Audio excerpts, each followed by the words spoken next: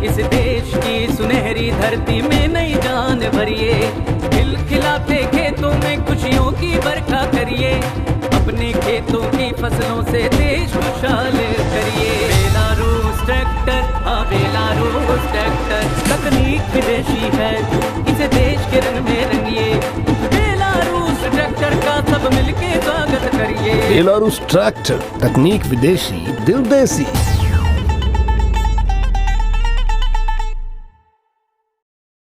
मेहनत कर साथियों, आज कोई लंबा चौड़ा भाषण देने में आपके बीच में नहीं आया। मैं तो आपकी इस लड़ाई में जो सफलता आपने प्राप्त की है उसके लिए हार्दिक बधाई देने आया।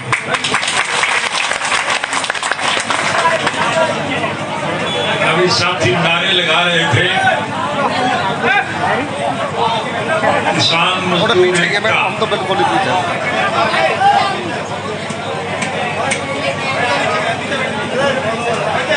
ये केवल किसान और मजदूर की लड़ाई नहीं है,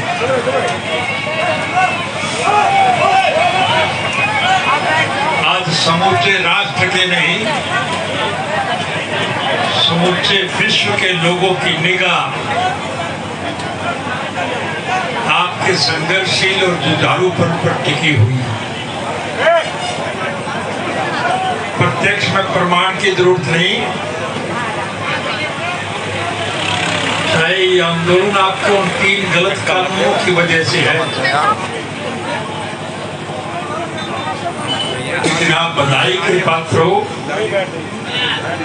कि आपकी मेहनत से प्रभावित होकर के समूचे भारतवर्ष के 36 जात के लोग आपके साथ जुड़े। मुझसे पूर्व वक्ताओं ने बताया कि इस देश में ऐसी सरकारें बनी हैं जो जाति पाति धर्म और मजहब के नाम पर इस देश के लोगों को बांट करके हुकूमत करती है। मुझे सबूत देने की आवश्यकता नहीं, इत्तेफाक से हम ईद के मुबारक अवसर पर इकट्ठे हुए।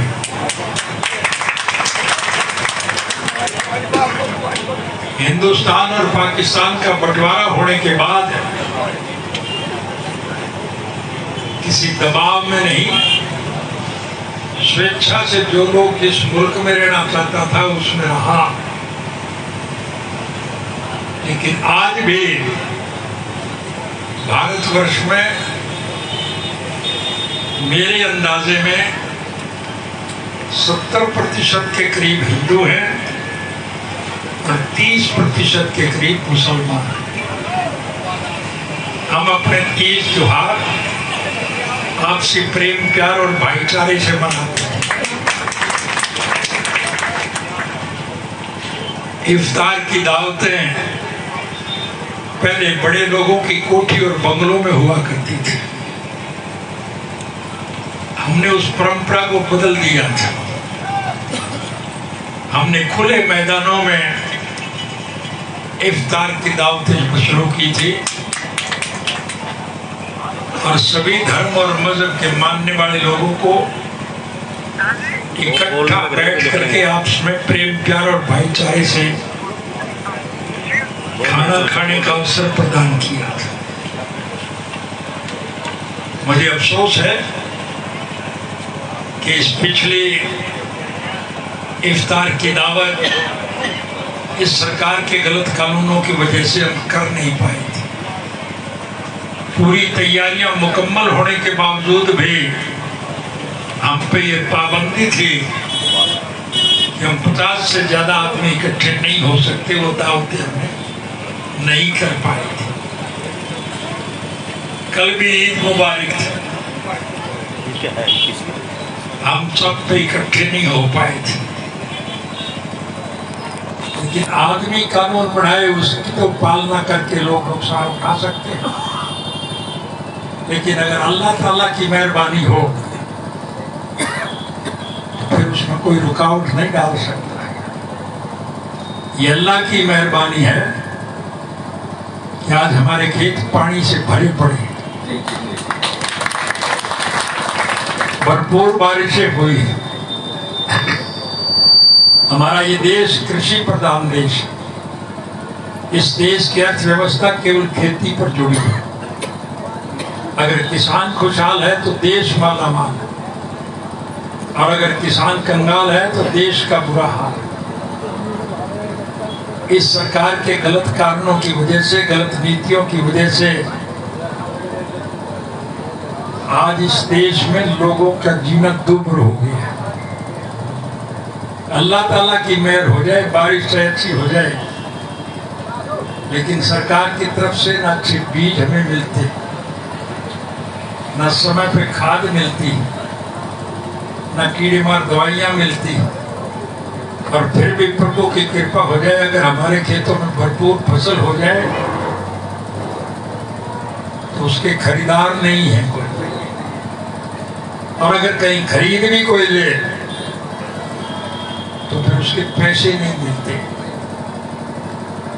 मैं सड़कों पे घूमता हूँ, मंडियों में जब जाता हूँ, ट्रैक्टर ट्राली मंडी से वापस गांव की तरफ भरी हुई जब जाती है तो मैं रोक के पूछता हूँ कि तुम वापस कैसे जा रहे हो? वो कहने लगे क्या करें, कोई खरीदने वाला ही नहीं। ये हालत आज इस देश की। इस सरकार की तो एक नीति कि योजनाबद्ध तरीके से ऐसे कानून बढ़ाओ जिससे देश के लोगों का पैसा मुट्ठी भर बड़े औद्योगिक घरानों के पास जाए। ये अंबानी और अडानी जैसे लोगों को पैसा जाएगा तो फिर उनसे ये पैसे लेकर के मौज लूटने का काम करें। अखबारों में आप पढ़ते होंगे, समाचार छपते हैं कि किस राजनीतिक दल को कितना राजनीतिक चंदा मिला है, और उसमें सबसे ज्यादा राजनीतिक चंदा जो है वो सत्ता पक्ष के लोगों के खाते में दिखाया जाता है। वो दान नहीं है, वो तो ढोंग है और लूटने का एक साधन है, ताकि इस कृषि प्रधान देश का मेहनत कश मेरा बर्बाद हो जाए।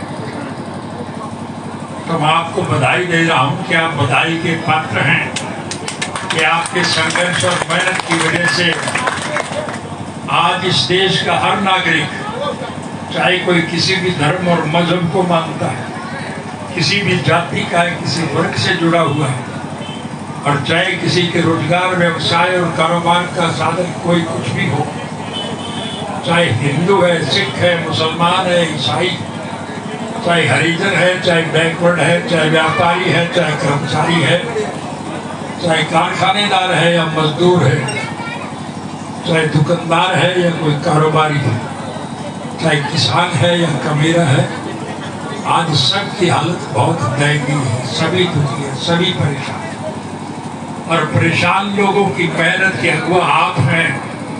आपने संघर्ष करके देश के लोगों को जोड़ने का काम किया। कानून जो गलत बने हैं वो तो निश्चित रूप से बदले जाएंगे, और कानून ही नहीं बदले जाएंगे बल्कि ये कानून बनाने वाली सरकार का भी पतन होगा। परिस्थितियां आपके अनुकूल हैं, हालात साजगार हैं, लोग आपके साथ जुड़ना चाहते हैं। हमारा किसी से कोई द्वेष नहीं, हम किसी के विरोधी नहीं, हमारा कोई व्यक्तिगत स्वार्थ नहीं। हमारी तो केवल एक सोच है कि स्वर्गीय चौधरी देवीलाल जी के स्वप्न साकार किए जाए। चौधरी साहब ने सारी उम्र एक बात को लेकर के संघर्ष किया कि इस देश के मेहनत कश कमेरे वर्ग के लोगों को उनकी मेहनत का भरपूर सहयोग और समर्थन मिले। वो चाहते थे कि लोगों की मूलभूत जरूरियात पूरी हो, रोजी रोटी, कपड़ा, मकान, शिक्षा और स्वास्थ्य का प्रबंध सरकारी कोष से किया जाए। इस सरकार ने उसकी अनदेखी की है। वायदे बड़े किए गए, चुनाव में वायदों का अंबार लगा देते हैं, लेकिन सत्ता पक्ष के बाद उनके वायदों को भूल करके उसके उलट काम करते हैं। प्रजातांत्रिक प्रणाली में जनता के सहयोग और समर्थन से सरकार बनती है और फिर चुनी हुई सरकार की जिम्मेवारी होती है कि वो जनहित के कामों में रुचि लेकर के लोगों की भलाई के लिए अच्छे काम करें। इसलिए जरूरतमंद लोग जो हैं वो अपनी छोटी मोटी मुश्किलात को हल कराने के लिए सरकार के पास जाते हैं।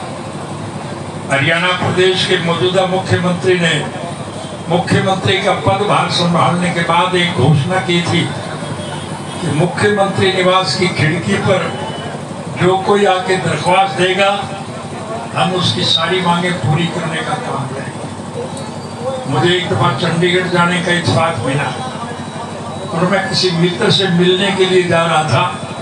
जिस सड़क से मैं जा रहा था उसी सड़क पे मुख्यमंत्री का निवास था। मैंने गाड़ी रोक करके देखा, वो खिड़की सुनी पड़ी, वहाँ कोई आदमी नहीं था।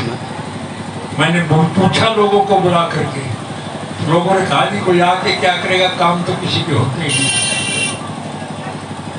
आपके सहयोग और समर्थन से हमें भी सरकार बनाने का एक अवसर मिला था। हमने उस परंपरा को बदल दिया था। लोग सरकार के चक्कर ना काटे। सरकार आपके द्वार कार्यक्रम के तहत मैं हरियाणा प्रदेश के एक गांव में जाता था, नहीं जाते थे, और गांव के लोग जो मांग रखते थे वो पूरी की गई थी कि नहीं की गई। कई बातें तो ऐसी थी जो लोगों की तरफ से मांगी नहीं गई, फिर भी हमने पूरी करने का काम किया। कल परसों बारिश बहुत हुई, खेत भरे पड़े, रास्ते पानी से भरे पड़े। अखबार में समाचार ये भी छपा है कि एक आदमी सड़क के ऊपर डूब के मर गया। यानी सड़क के ऊपर इतना पानी था कि उसको कोई इलाज नहीं था। ये हालत आज इस देश की है। इसलिए हमने वो सारे काम किए। हमारी परंपरा है, हिंदुओं में किसी की मृत्यु हो जाए तो हम उसका दाह संस्कार करते हैं और शमशान घाट में ले जा करके उसका दाह संस्कार किया जाता है। और मुसलमान में अगर किसी की डेथ हो जाए तो फिर उसको दफनाया जाता है। बारिश के दिनों में, आज जैसे मौसम में अगर किसी बुजुर्ग की मृत्यु हो जाए तो हमारे लिए दिक्कत है, हमसे शमशान घाट तक नहीं ले जा सकते क्योंकि रास्ते पानी से भरे पड़े। हमने बिना मांगे सभी शमशान घाटों के रास्ते पक्के करवाए कि नहीं करवाए? मुसलमान दफना करके अपने बुजुर्ग को घर जाता है, पीछे से आवारा कुत्ते उस मिट्टी को कुरेद करके उस डेड बॉडी को निकाल के ले जाते हैं। तो फिर लोगों को उसकी पीड़ा होती है कि नहीं होती? होती है। हमने बिना मांगे सारे हरियाणा प्रदेश के जितने भी आपके कब्रिस्तान है उन सब की चार दीवारी बनाने का काम किसी से मांग नहीं रखती। हमारी सोच ये थी, हम चाहते हैं लोगों को ज्यादा से ज्यादा सुविधा और अच्छे काम करने की वजह से मुझे 10 साल के लिए सजा हुई थी और इल्जाम ये था कि मैंने गलत लोगों को नौकरी देने का काम किया। जिनको नौकरी मिली उनकी तो तरक्की हो गई और जो नौकरी दिलाने वाला था वो सजा के बाद भी सजा काटता रहा। आपसे मेरा विशेष लगाव रहा है। मुझे तो जो ही छुट्टी मिली मैं सबसे पहले आपके बीच में आया। मेरा एक फैसला है, मैं एक गांव में जाऊंगा, एक व्यक्ति से मिलूंगा। पिछली दफा सरकार बनने के बाद 3600 बच्चों को नौकरी देने की वजह से मुझे 10 साल की सजा हुई। अब के सरकार बनने के बाद हर पढ़े लिखे बच्चे को मैं नौकरी दूंगा, चाहे इसके लिए बाद में मुझे फांसी टूटना पड़े, मुझे उससे कोई किसी बच्चे के माँ बाप ने अगर किसी कारणवश वोट कहीं भी दिया हो, हम इसमें वोट की राजनीति नहीं करेंगे।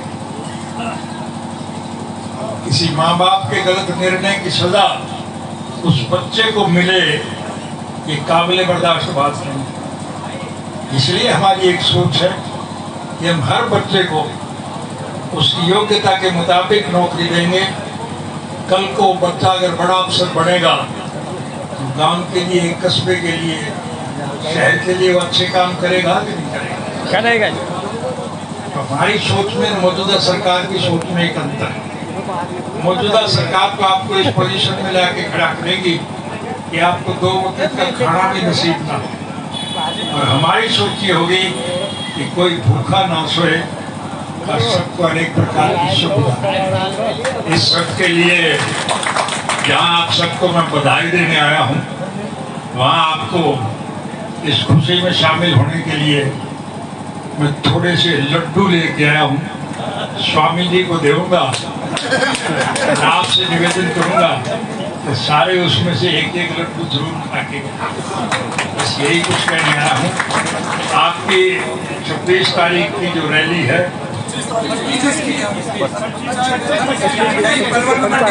पंचायत जी, पंचायत मेरी ग्रुप है,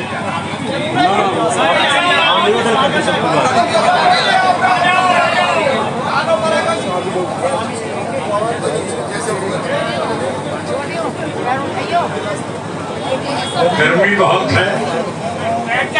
कल परसों बारिश होने से कुछ मौसम में बदलाव तो आया, लेकिन अभी गर्मी फिर भी उतनी है। इसलिए इस गर्मी के अवसर पर आपको दिक्कत आती होगी। इसलिए पार्टी की तरफ से जहाँ बीमार के दवा दारू के लिए 2 हॉस्पिटल बनाए हैं, महिलाओं को खाना पकाने के लिए सिलेंडर मुहैया किए, गरीब आदमी को गर्मी से छुटकारा दिलाने के लिए बिजली चाहे ना मिली हो, पंखों की व्यवस्था की गई और सुविधा प्रदान की गई। अब भी मैं ये घोषणा करता हूँ कि आपके इस सभा की कार्रवाई को सफल बनाने के लिए आपको पीने के ठंडे पानी की दिक्कत ना आए, इसलिए आपको एक वाटर कूलर, 4 हवा वाटर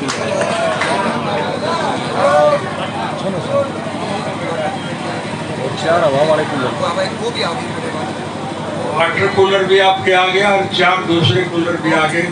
और कोई दिक्कत आएगी वो भी हम आपको पूरी करेंगे। आपको किसी प्रकार की दिक्कत आए, ये हमारी दिली ख्वाहिश है और उस ख्वाहिश को पूरा करने के लिए मैं समय निकाल करके आपके बीच में आया हूँ। मुझे लगता तो ऐसा है कि शायद अब दोबारा जेल में ना जाना पड़े, लेकिन अगर मुझे ये दोबारा भेज भी दें तो भी आप अपने संघर्ष को जारी रखना। संघर्ष की वजह से सब कुछ मिलता है। आपके संघर्ष की वजह से आज समूचे राष्ट्र के लोग आपके साथ जुड़े, वो लोग जुड़े रहे। जो लोग आपसे जुड़ना चाहते हैं उन्हें पुरस्कार लो, मना लो। हमारा किसी से कोई द्वेष नहीं, कोई लड़ाई नहीं, हम सबको साथ मिलकर जितने उनके साथी बैठे हैं, मैं उन सबसे विनम्र निवेदन करूंगा कि वो सारे के सारे हमारे साथ रहें और इस संघर्ष को पूरी तरह से सुचारू रूप से चलाएं। साथ लगता मेवात का इलाका है, मेव साथी बहुत है, जहाँ मैं इनको ईद की मुबारकबाद देता हूँ, वहाँ मैं उनको बताऊंगा मेरे पास बहुत से लोग आए हैं और वो चाहते हैं सारा मेवात फिर उसी प्रकार से इकट्ठा हो। पिछले लोकसभा के चुनाव में भारतवर्ष की 545 लोकसभा सीट और 545 लोकसभा सीटों में से एक भी मुसलमान को जनसंघ ने टिकट नहीं दी, एक को। और बात करते हैं सबको साथ लेकर के चलो।